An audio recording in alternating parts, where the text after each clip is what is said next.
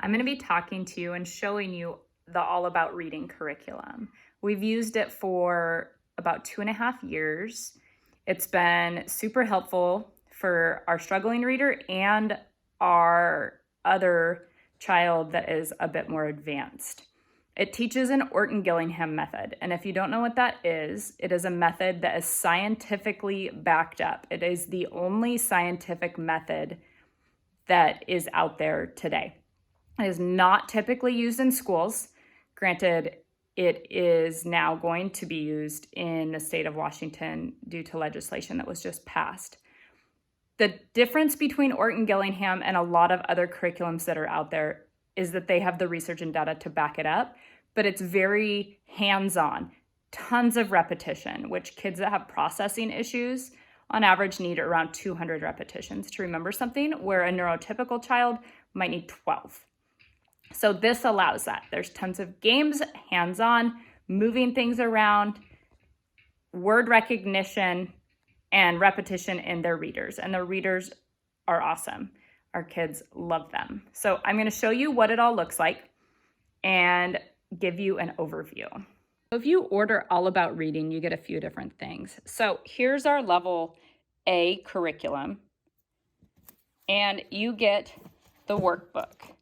This is the kids' workbook, and it has games and stuff in there that you will use. It also has warm-up sheets for the stories that are in the reader. So they warm up with these, and then they can read the stories. It has multiple practice sheets with words when they're not reading a story that week. Then they have their practice words that they do.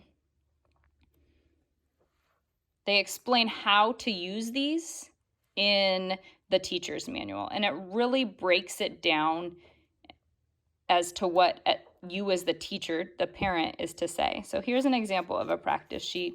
They learn some new words, some phrases, and then the repeats. And then they finish the repeats up, and then the next lesson would be the warm-up sheet for the story. So you go through that throughout the year, and you just tear those out. And at the beginning, it comes with stickers and a chart to track where the child is. So I'm going to show you what the teacher's manual looks like.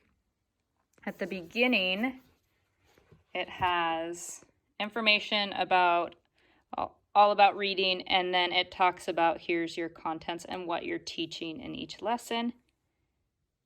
So you can skim if your child knows their letters. You can just read the stories or review the letters, and then each lesson it breaks it up for you.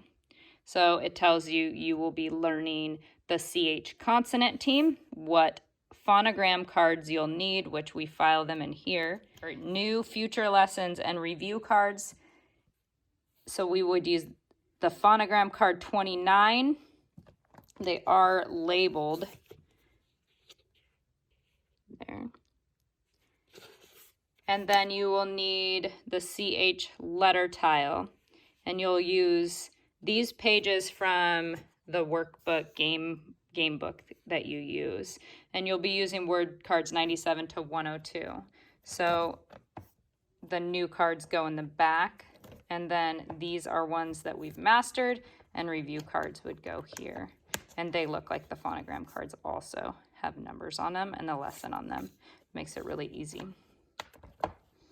As far as the CH tile, what they're referring to is you get all these little magnetic tiles, and that you use those throughout the lessons to spell different words. Sometimes we supplement and write with a whiteboard marker if they're not wanting to do the tiles that day, just to change up for my kinesthetic learner.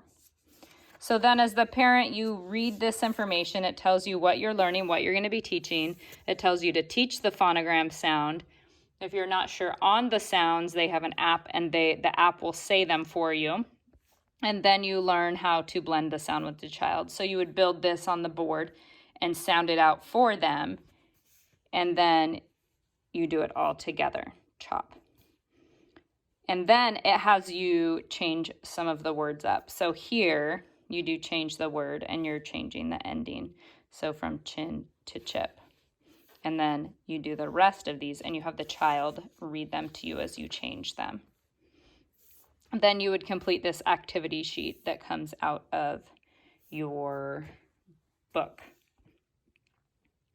It tells you that you need these cards, and then you're going to practice your fluency, your practice sheets. Sometimes the practice sheets have a whole bunch of words, so we break them up over multiple days, or we hide them throughout the house. I've made lots of games to go with the practice sheets. Then the next one, it typically goes, you learn a lesson, and then you read from the book. So it's telling you you're going to read these two. With one of my children, we broke that up over 2 days. So one story a day. The other one, we'll just read them all in one day and get them over with. So level A comes with 3 different readers. These are the old version. They're black and white. The new version is color and awesome. I like the color ones a lot better, but we've had this one for a couple years. So I'll show you a story. Let's see. The first one, this is level 1, volume 1. So bam. And it has 1 word on the page. 3 words. So there's not a lot of words for the child to decipher. What's nice is it also comes with this. And you can make your own too. But then you can slide it on because a lot of kids have tracking issues and will blend words or sound out from the wrong spot. So by the end of volume 1, there's a lot more words on the pages. I mean, we're not down to 1 anymore. But they're all decodable. They're words the child has learned. They can sound them out phonetically. And the stories are kind of cute. So that's the first reader.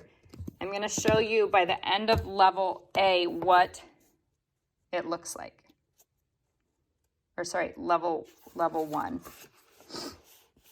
They don't use grades, but they do use numbers. So this is the end of level 1. And there are a lot more words on the page. But their fluency is improving a ton by this point. So going into level 2 then,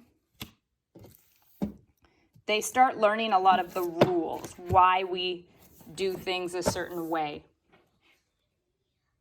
They add more words. There's that repetition that's constant. The stories are much longer. The practice sheets have a lot more words on them.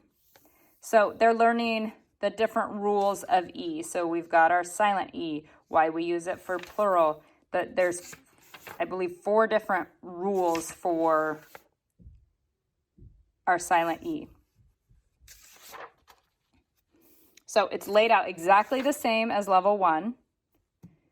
And they teach all these rules to allow the student to decode and figure out how the word should actually be said. By the time you get to level 2, here's the first book. And again, these are all in color in the new ones, which is great. So they're not overwhelmed with words right off the bat. It's fairly comparable to the ending of level 1. And as we finish this book, there are a lot of words on the page. So if your child has issues with tracking, that can be a struggle. You just put paper underneath or use the little peekaboo card that helps. I'm going to show you the end of level 2, what that looks like. There's pictures not quite filling up as much of some of the pages, but there are a lot of words. So take that into consideration when you're looking for a reading curriculum. I hope that helps. Bye.